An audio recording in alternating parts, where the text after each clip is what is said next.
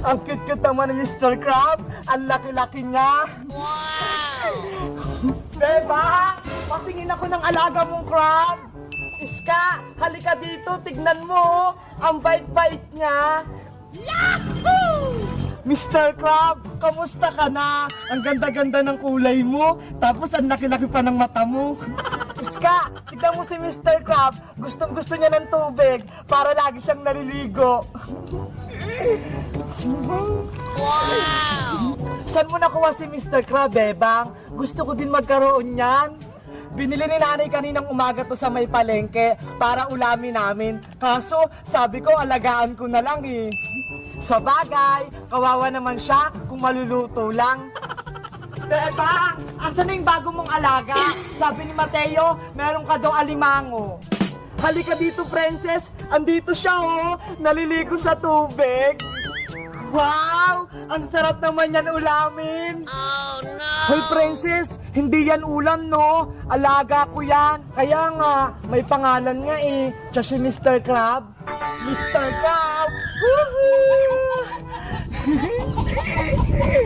Princess, mag-ingat ka. Baka magalit sa'yo si Mr. Crab. Hindi yan. Hello, Mr. Crab. Ako si Princess. Nani? Aray ko, Bebang! Yung ilong ko! Inipit ni Mr. Crab! Aray! Yan na nga yung sinasabi sa'yo ni Bebang eh. Ayan tuloy, nagalit sa'yo si Mr. Crab. Inipit ka. Tulong! Tulong! Tanggalin niyo si Mr. Crab sa ilong ko! Oh, no! Iska! Tulungan mo si Princess! Natatakot ako! Bilisan mo, Iska! Ang sakit-sakit na!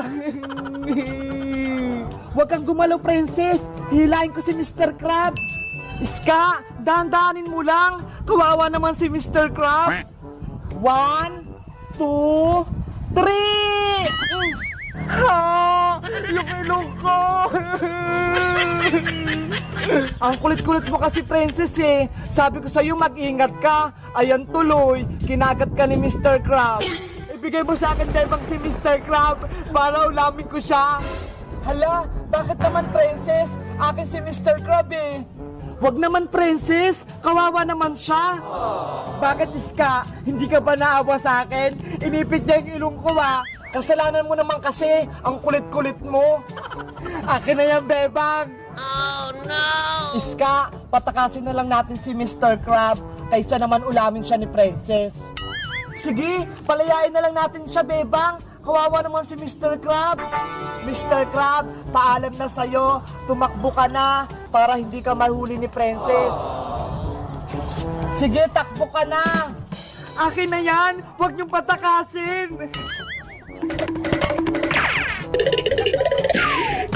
Goodbye, Mr. Crab.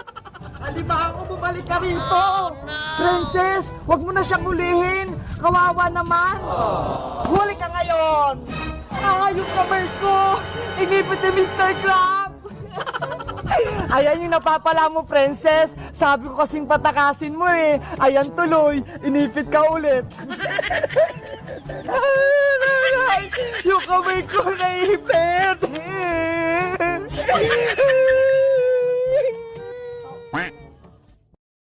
Ako ay may lobo, lumipad sa langit.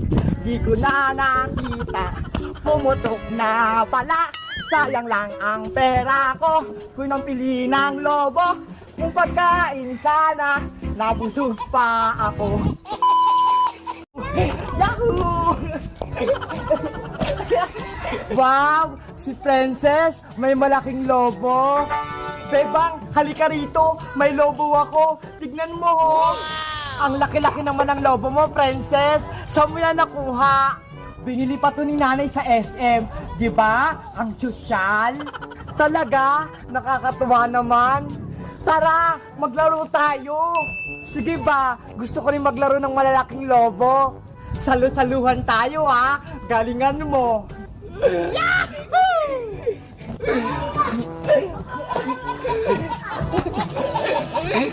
Eto naman sa'yo, Princess. Ang taas-taas, Bebang. Ako din, tataasan ko. Ayan na, Bebang, saluhin mo to. Yari ka sa aking lobo ka. Hala, lagot! Pumutok yung lobo ni Princess! Anong ginawa mo, Bebang? Pinutok mo yung lobo ko? Hindi ko naman sinasadya eh. Naglalaro lang naman tayo. Naku, Bebang, palitan mo yan. Kung hindi, isusumbong kita kay nanay. Huwag mo akong isusumbong kay Aling Tere, Princess. Basta, gawa mo yan ng paraan. Ang gusto ko, ibalik mo yung lobo ko. Saglit lang, pupunta lang ako sa bahay. Baka may lobo ako ron. Siguraduhin mo may kapilit kang, Bebang, ha? Kung hindi, yari ka talaga kay nanay. Oo, Princess. Maghahanap ako para may kapalit na yung lobo mo. Princess, eto na yung lobong kapalit ng naputok ko. Ah, saan? Ito ho. Ano ba yan? Ang lit-lit naman yan. Lobo ba yan? Ito lang yung meron ako eh. Basta ayoko yan. Gusto ko yung katulad kanina, yung malaking malaki. Sorry na, Princess. Wala akong ganong lobo eh. Naku, yari ka talaga kay nanay. Bebang, Princess! Ay, si Iska, may madaming lobo, iba-ibang kulay. Nag-aaway ba kayong dalawa? Iska, naputok ko kasi yung malaking lobo ni Princess eh. Kaya yun, nagalit siya sa akin. Binili kasi sa akin ni nanay yung lobo, tapos puputokin mo lang. Huwag na kayong mag-away-away. Ito ho, maramay akong lobo. Ito na lang yung laruin natin. Talaga, Iska, pwede namin yung laruin? Oo naman, para masaya tayong lahat. Princess, hindi ka nagalit sa akin? Okay, hindi na ako galit sa'yo. Bati na tayo. Yay! Basta, sa susunod, huwag mo nang putakin yung lobo ko, ha? Ayan, bati na kayong dalawa. Iska, pahiram na ako ng lobo mo. Oh, ito, Princess. Mag-ingat ka, ha? Baka liparin ka nito. Wow! Ngayon ako makakahawak ng ganito karaming lobo.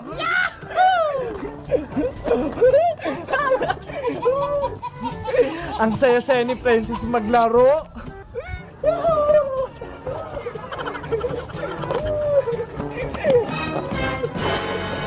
Naku, ang lakas-lakas ng hangin.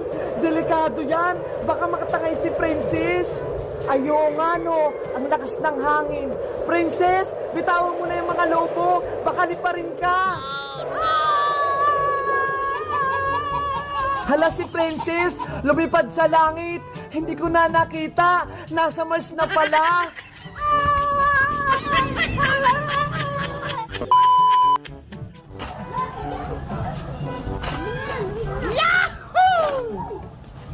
Ang hirap naman pala kumita ng pera. Nakakapagod. Asan kaya si Bebang? Hindi siya pumasok sa school eh. Oh no!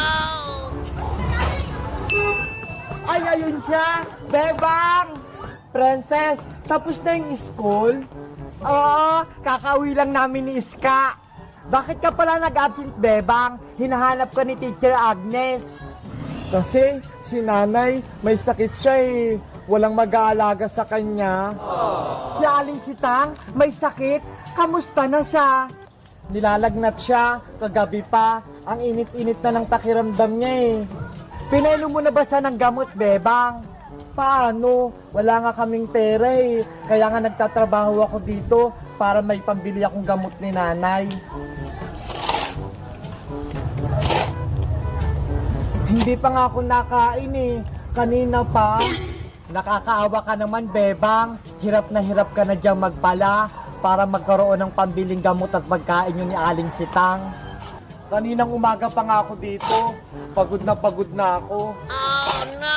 Ganyan din yung trabaho ng tatay ko sa Manila, construction worker. Ang hirap-hirap pala ng gawain niya. Tapos, yung pinapadala niyang pera, inuubos ko agad kung ano-ano pinagbibili ko.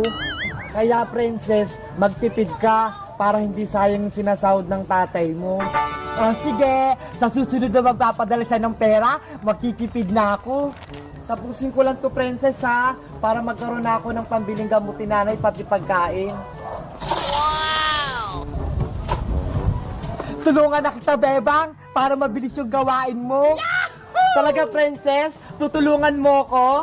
Oo naman, syempre kaibigan kita. Para hindi ka na rin mapagod. O sige, ilagay lang natin itong mga buhangin dito sa sako. Tapos, pwede na tayong magpahinga. Madali lang pala eh.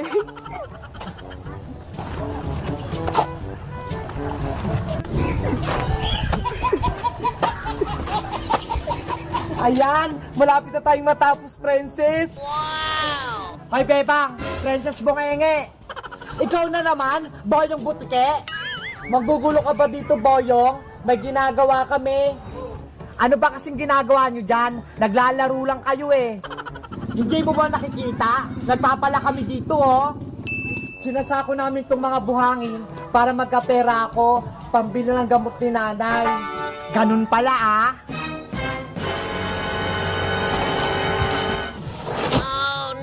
Hoy, Boyong! Bakit mo tinapon yan? Pinaghirapan namin yan eh!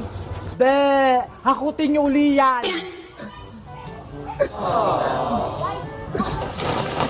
Oh no! Pasaway ka talaga, Boyong Butike! Pinaiyak mo pa si Bebang! Hayaan mo na siya, Princess! Hahakutin na lang natin ulit! Nge! Princess Bungenge! Mayayari ka talaga sa akin. Ano nangyari dyan? Bebang, Princess. Si Boyong Butike po, Aling Sonia. Tinapon niya yung lipo namin ni Bebang na buhangin. Totoo ba yun, Bebang? Inaano kayo ng batang yan? Opo, Aling Sonia. Wala naman po kaming kasalanan eh. Si Boyong, tinapon yung buhangin. Oh, no! Pagalitan niyo yan, Aling Sonia. Pasaway po yan. Hoy, bata ka. Halika nga rito.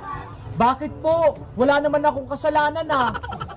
Huwag kang pasaway dito ha. Huwag kang maligalig. Hakutin mo lahat ng mga buhangin yan dito. Isang sako lang naman po yung tinapon ko ah. Bakit lahat yan nakutin ko? Magreklamo ka ba? O ipapabarangay kita? Ayoko pa mahuli ng barangay. Sige po, gagawin ko na. Dalian mo. Sa susunod, wag mo nang awayin to si Bebang si Princess ha. Ayan kasi, makulit ka, kaya ayan, napagalitan ka.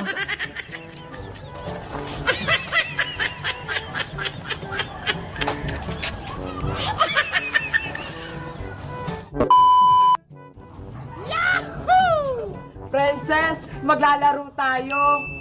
Ano naman lalaroin natin, Bebang? Doon tayo sa likod bahay, sa duyan-duyan, siguradong walang tao doon. May duyang ba doon? Wala naman ako doon nakikita ah. Meron, naglaro na kami ni Iska doon eh. Ganon? Sige, gusto ko din magduyan-duyan, Bebang. Pauna tayong pumunta ron. Okay.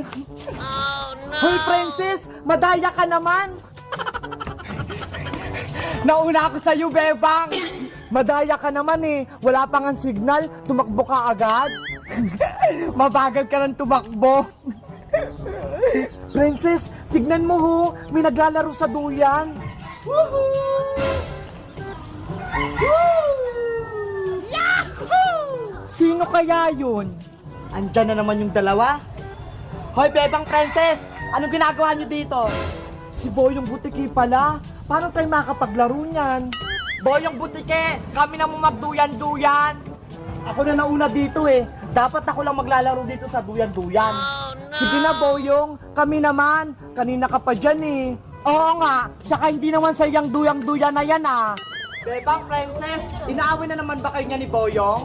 Iska, buti dumating ka. Si Boyong ayaw magpahiram ng duyan eh. Ano ba yan? Dumating pa ito na kulay green ng buhok. Kausapin mo nga, Iska, si Boyong. Baka hindi ko mapigilan yung sarili ko. Mayayari siya sa akin. What? Hoy, Boyong Butike, bakit mo pinagdadamot yung duyan? Kami gumawa niyan ha. Huwag kang maangas dito. Aalis lang ako dito kung iduduyan niyo ako. Ang swerte mo naman. Ano ka, boss dito? Utusan pa tayong magtulak sa kanya.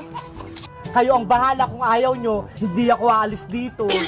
Sige na nga, Princess, iduyan na natin si Boyong para tayo naman yung sumunod sa kanya. Oo nga, Princess, para walang gulo, makapaglaro tayong lahat. Ano, ayaw nyo pa rin? Sige na nga, minsan lang, Boyong ha, baka mamaya